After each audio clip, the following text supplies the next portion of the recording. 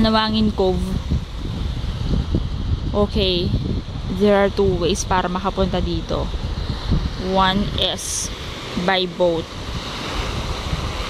Second is by trekking. Actually, itong part na yan, mula sa may tuktok na yon, ayan, yung nasa center na yan ha. Hindi yung sobrang taas. Yan, dyan kami nag-trek. I mean, dyan na yung summit namin. So, inabot kami hanggang gabi. Yung sand, yeah, white.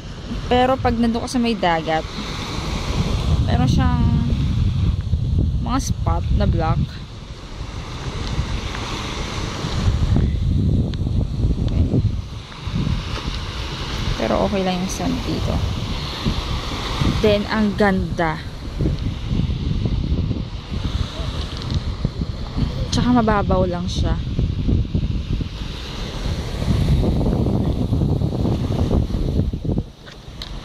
Kaso yung pagkain dito mahal. I mean, kung bibili ka dito sa mga tindahan.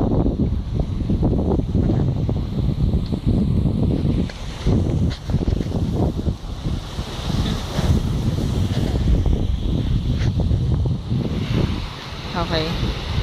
One last look. Damn, ang ganda lang talaga.